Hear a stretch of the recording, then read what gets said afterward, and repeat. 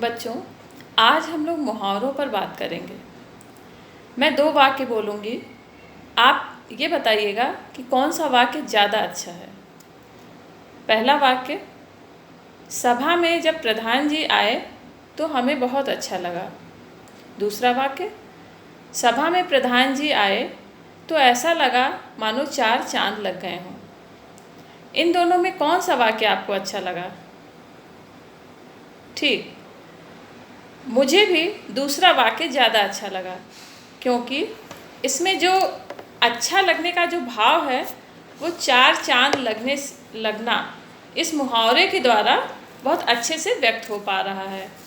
तो इसी तरह जब हम वाक्यों में मुहावरों का प्रयोग करते हैं तो हमारी बात बहुत ही प्रभावी ढंग से प्रस्तुत होती है, या हम जो भाषा लिखते हैं उसमें भाव जो होते हैं वो बहुत प्रभावी ढंग से प्रकट हो पाते हैं। कहानियों में आपने देखा होगा कि मुहावरों के द्वारा जब बात कही जाती है तो बहुत अच्छा महसूस होता है, और ये लगता है कि जिस भाव को लेखक व्यक्त करना चाह रहा है वो भाव पूर्ण रूप से व्यक्त हो पा रहा है। जैसे अभी 4 चाँद वाला उदाहरण दिया हमने, तो अब इसकी परिभाषा देख लेते हैं।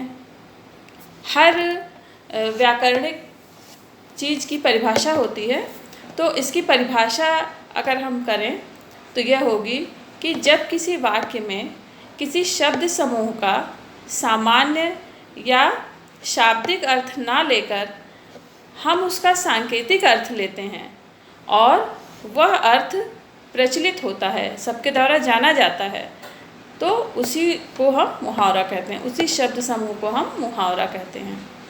दूसरे शब्दों में हम जान लें कि मुहावरे जो होते हैं शब्दों के समूह होते हैं और इनका एक सांकेतिक अर्थ होता है। मतलब इस मुहावरे में जो शब्द हैं उन पे ना जाकर हम उनके सांकेतिक अर्थ पे जाते हैं, और इनका जो यह अर्थ है वह प्रचलित होता है, यानी उसके लिए वो रूढ़ हो चुके होते हैं।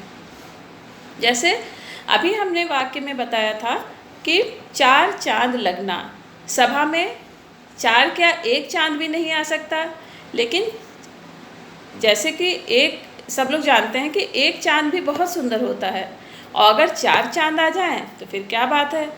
तो इसीलिए ये 4 चाँद लगना इसीलिए कहा गया है कि वो हमारे इस भाव को व्यक्त कर पा रहा है कि हमें बहुत अच्छा लगा। तो और ये इसके लिए रूढ़ भी है, यानी सभी लोग जानते हैं कि 4 चाँद लगना का मतलब है कि बहुत ही अच्छा लगा। तो इस तरह से हम मुहावरे को परिभाषित कर सकते हैं। आइए अब इसकी विशेषताएं जान लेते हैं।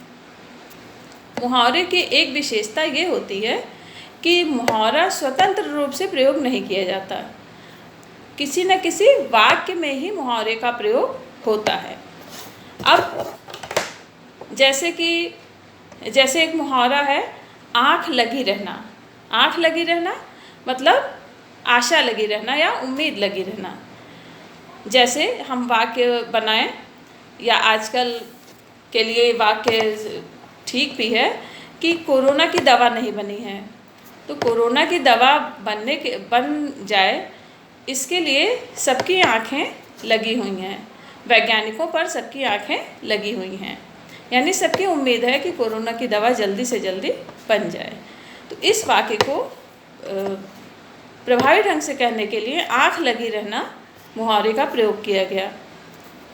दूसरी विशेषता इसकी यह है कि ये जो मुहावरा होता है उसको जब वाक्य में प्रयोग करते हैं तो लिंग या वचन की वजह से उसमें कोई परिवर्तन नहीं होता है। जैसे फूलकर कुप्पा होना, एक मुहावरा है फूलकर कुप्पा होना, लेकिन अगर इसको स्त्रीलिंग में प्रयोग करें, गीता फूलकर कुप्पा हो गई, तो यही वाक्य होगा, यही वाक्य सही होगा। अगर हम कहें कि गीता फूलकर कुप्पी हो गई तो यह गलत होगा, उसके रूप में कोई परिवर्तन स्त्रीलिंग होने की वजह से या पुल्लिंग होने की वजह से उसके रूप में कोई परिवर्तन नहीं होता है। तीसरी बात है कि ये जो मुहावरे हैं वो अपने समान अर्थ वाले समानार्थी या पर्यायवाची शब्दों से बदले नहीं जाते हैं। जैसे एक मुहावरा है कमर टूटना।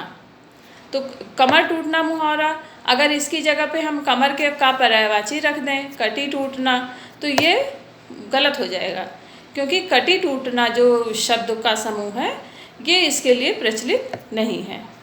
कमर टूटना ही मुहावरे के रूप में प्रचलित है, इसलिए यही रूप इसका मुहावरा माना जाएगा।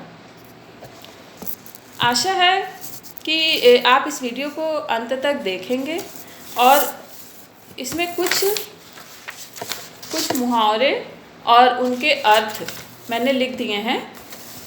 इन मुहावरों का आपको अपने वाक्यों में प्रयोग करना है।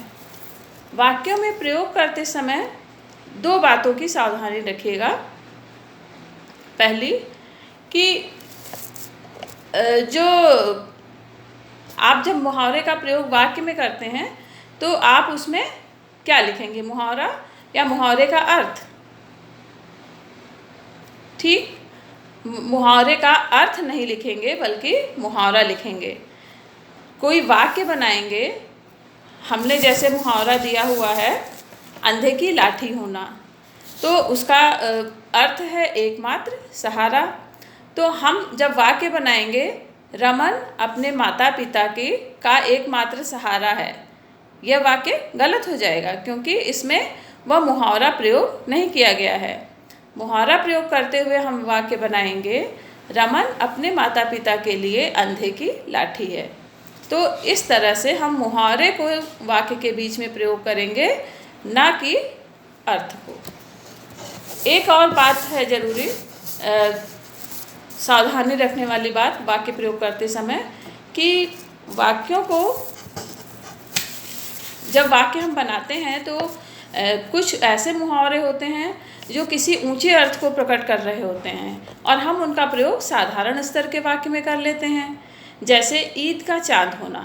ईद का चाँद होना मुहावरा जो है वो बहुत दिनों बाद मिलना या दिखाई देना, इस अर्थ को व्यक्त करता है। तो कभी कभी हम ऐसे वाक्य बना लेते हैं जैसे तुम कल नहीं आए थे, तुम तो ईद का चाँद हो गए। तुम 2 घंटे तक नहीं दिखाई दिए, तुम तो ईद का चाँद हो गए। ये वाक्य पूर्णतः सही नहीं है, क्योंकि ईद का चाँद होना मुहावरा जैसा कि आप जानते होंगे कि ईद जो है वो वर्ष में एक बार आती है, तो कितने दिनों बाद चाँद दिखाई देता है ईद का, उसके लिए वो मुहावरा है कि ईद का चाँद होना, यानी बहुत ही दिनों बाद दिखाई देना या मिलना। तो अगर इस तरह की कहीं कोई वाक्य है जिसमें बहुत दिन बाद मिलने या जानने की बात हो रही है, तो वहाँ पर इसका प्रयोग होगा। बहुत छोटे समय के लिए इसका प्रयोग नहीं होगा। तो आशा है इस वीडियो को आप देखेंगे और प्रश्नों के उत्तर भी देंगे जो मैं ग्रुप में भेज दूँगी।